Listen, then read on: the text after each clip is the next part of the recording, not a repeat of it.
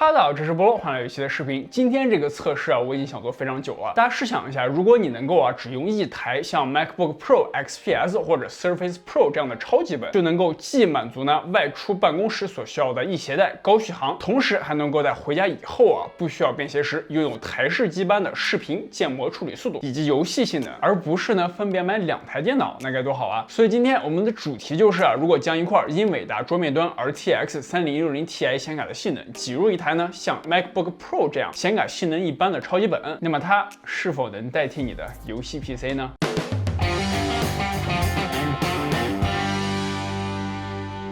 欢迎回来，不用说，大家能够看出来像这样桌面级的 GPU 是不可能直接放入 MacBook Pro 这样的超级本的。那么想要达到我们的目的，我们就需要一台 eGPU 外置显卡屋。我们今天测试所选用的显卡是微星的 GeForce RTX 3060 Ti， 它拥有4864CUDA 核心数量的 GA104 核心，超过1800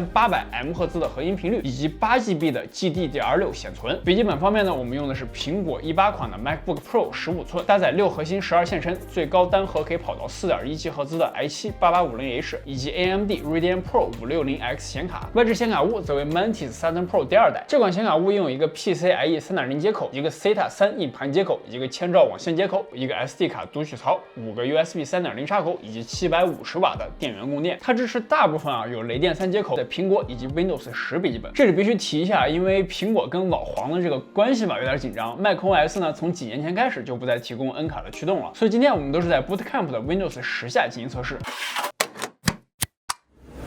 那么在进行游戏测试之前我先分别用这款 MacBook Pro 自带的 Radeon Pro 560X 以及 RTX 3060 Ti 的 eGPU 做了几个简单的跑分，来给大家提供一个比较直观的性能差距。在 Unity 引擎的3个不同基准测试 Heaven Extreme、Valley Extreme HD、Super Precision 1080p 中等以及 4K 模式下， MacBook Pro 在不连接 eGPU 的情况下，没有一次平均帧数上20的，而连接 RTX 3060 Ti 后，除了 Super Precision 的 4K 模式为平均 68.1 FPS 以外，其他几项平均帧数均在100以上，跑分更是都在 560X 的7到10倍之间。同样的情况也发生在 3DMark 的几项不同测试中，大家可以看看这个图表，这里就不再进行过多的重复了。说到游戏性能我们今天测试的第一款游戏当然是波澜蠢驴的《赛博朋克2077》。在不连接 eGPU 而只使用内置的 Radeon Pro 560X 时，在 1080p 最低画质下 ，MacBook Pro 只能达到平均19帧的水准，完全不可玩。而当连接了 RTX 3060 Ti 后即使开到最高画质，在地图开阔有很多 NPC 的场景下，全程大部分时间也都可以保持在50到70 FPS， 平均帧数为56。所以玩家其实只要再稍微降低一点画面设置，就可以做到稳定60帧的游戏体验了。而当我们将分辨率调整为 2K 1440p 时，使用3060 Ti 依旧可以保持在平均43帧的水准，而 560X 则非常稳定，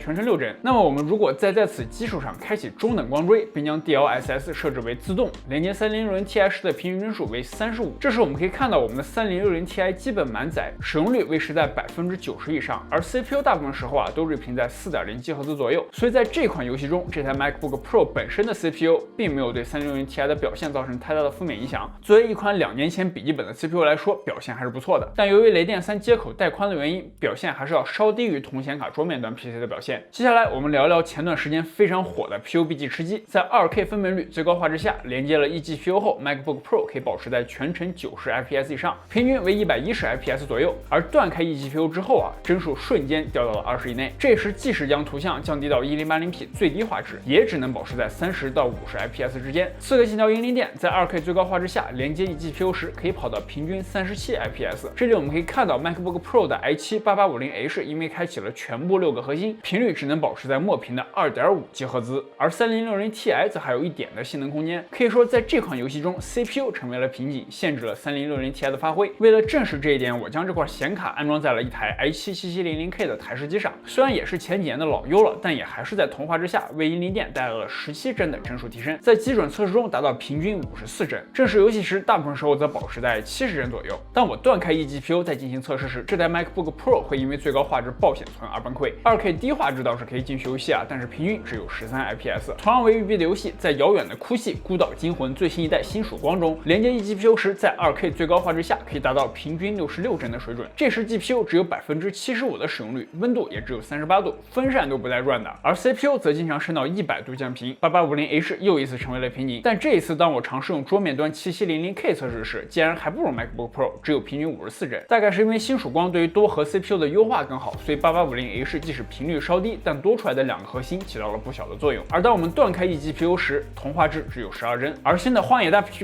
镖客2在使用3060Ti 时 ，2K 最高画质平均帧数为62。这款游戏我也试着用7700K 跑了一下，帧数基本一致。作为一款非常拟真、风景如画的游戏，更吃 GPU 也是一件很正常的事儿。所以当我们使用 MacBook Pro 自身的显卡跑的话，即使降到了最低画质，也只有12帧。极限竞速 DPS4 连接 eGPU 时 ，2K 最高画质平均帧数为79，而断开时只有22。GTA 5作为一款跨越了3个时代的高龄游戏，连接3060Ti 时，我直接开到了4K 最高画质。在关闭非常吃 CPU 性能的高级图像后，平均大概在60到70 IPS。这时的显卡性能成为了瓶颈。而当我们将分辨率降到 2K 时，就不太吃 GPU 的性能了。全帧显卡使用率基本在40%左右，所以在大部分场景下的帧数都在100以上。偶尔遇到复杂场景的话，会掉到60帧左右。值得一提的是 ，GTA 5是为数不多的这款18年 MacBook Pro 使用内置 DGPU， 在 2K 分辨率下可以正常游玩的游戏。最高画质平均有34帧。守望先锋在使用 eGPU 时，在我进行的一场对战中 ，2K 最高画质下可以达到平均112，最低90 IPS 的表现。而同样画质断开 eGPU 就只有20到30 IPS 了。巫师3使用 eGPU 时，同样是 2K 最高画质下，大概在50到60 IPS 之间。作为一款 RPG， 无论是看风景还是过剧情都绰绰有余了。而断开后则只有11 IPS， 基本是 PPT 水平，非常影响我半年。所以当我将画质降到 1080p 中时，再使用内置的560X 运行，平均帧数在25左右。虽然还是有点卡，但毕竟我也是个女巫打桩